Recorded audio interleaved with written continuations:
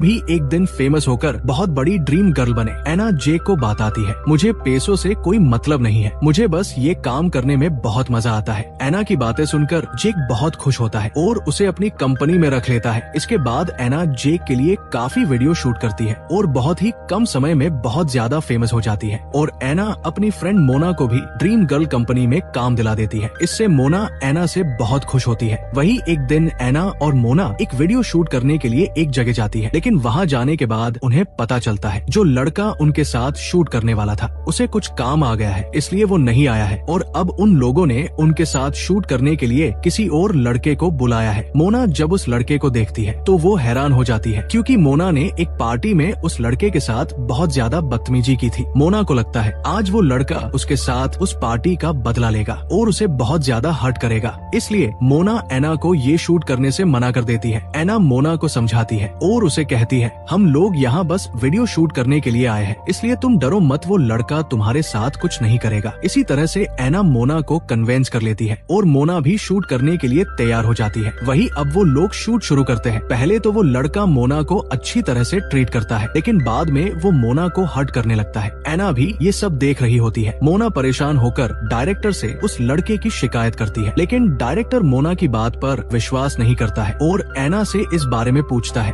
लेकिन एना मना कर देती है क्योंकि एना को बहुत आगे जाना था और अगर वो उस लड़के की शिकायत करती तो उसे आगे कभी काम नहीं मिलता, इसलिए वो डायरेक्टर से कहती है मोना झूठ बोल रही है। एना की बात सुनकर मोना एना के ऊपर बहुत गुस्सा होती है और एना को बुरा भला बोलकर वहाँ से चली जाती है। वही अब शूट खत्म होने के बाद एना जब अपने रूम पर जाती है तो उसे पता चलता हो मोना ने उसका सारा सामान रूम से बाहर फेंक दिया है क्योंकि मोना अब एना को अपने साथ नहीं रखना चाहती थी और मोना हमेशा के लिए एना से दोस्ती तोड़ देती है। ये देखकर एना बहुत दुखी होती है क्योंकि उसने मोना के साथ अच्छा नहीं किया था। वही अब एना को जेनी के साथ एक वीडियो शूट करने का मौका मिलता है, इसलिए वो जेनी के साथ एक जगह जाती है, लेकिन जेनी एना को देखकर उसे नहाकर आने के लिए कहती है। ये सुनकर एना को जेनी के ऊपर बहुत गुस्सा आता है क्योंकि जेनी एना को नीचा दिखाना चाहती थी। इसके बाद उन लोगों का शूट शुरू किया जाता है जहाँ एना जेनी को बहुत बुरी तरीके से हर्ट करती है क्योंकि एना जेनी से अपनी बेइज्जती का बदला लेना चाहती थी। एना की इस हरकत से जेनी की हालत खराब हो जाती है।